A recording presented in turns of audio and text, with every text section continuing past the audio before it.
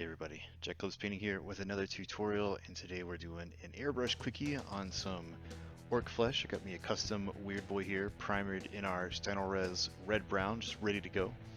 And our first color is going to be some Vallejo model color flat green.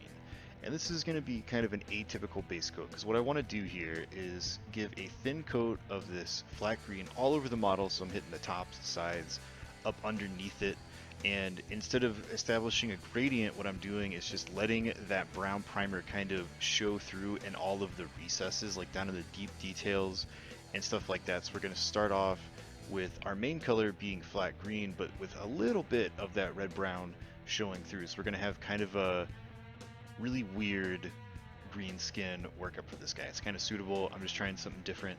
In all of our other orc tutorials, you've seen me do basically a different green skin workup for all of those models, because I kind of like the idea of having different skin tones for a lot of the different orcs kind of spread out throughout the army. So for this guy, we're going to be going really bright green, like almost glowy green radioactive skin, because he's a weird boy, so I want him to look kind of weird. So now that we have that, I'm going to pull out some Necrotite green from P3, and now we're going to start establishing our soft skin tone gradients on the details of his body here, with all the muscles and the face groups. So I'm going to be starting hitting the hands, the center line of the face, tops of those big muscle groups, kind of the elbows and knees and calf muscles and things like that. I'm still not going for like a top-down highlight, because we're kind of ignoring that. We're just going to make him look like he's producing his own light rather than using a realistic lighting source. We're just kind of throwing all that lighting stuff to the wind and just doing something that looks really cool for this guy.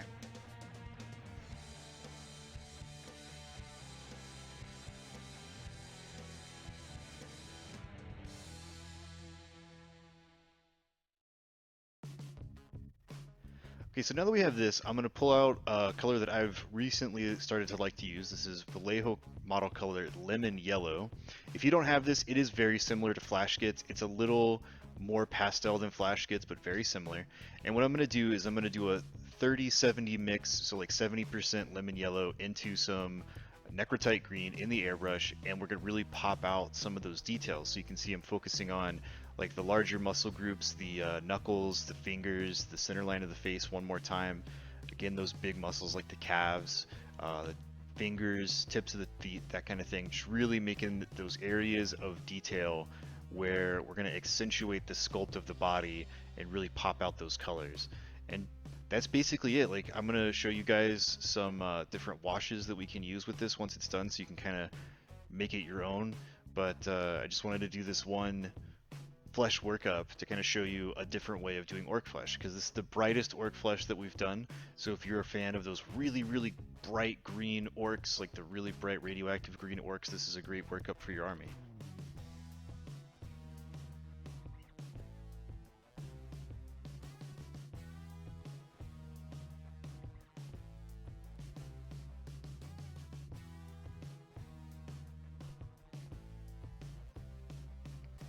Okay, so here he is done, and this is just the basic flesh workup. So I guess the next thing you would want to do is put a wash on the model, and I've got a handful here that I can show you.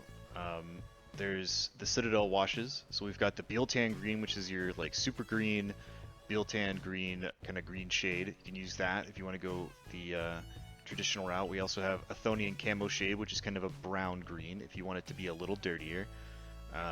If you're going to use one of those, make sure to use a gloss coat so it doesn't stain the nice workup. And then we've got the Army Painter. So Military Shader is also a brown green, so if you want that kind of look, you can. And then if you want to go even darker, you've got Strong Tones, so you can have some really strong brown lines to really distinguish everything. And of course, they also have Green Tone if you want to go with a natural green color. Alright, hope you guys enjoyed this airbrush quickie. I'm going to see about doing more of these in the future, and I'll catch you next time.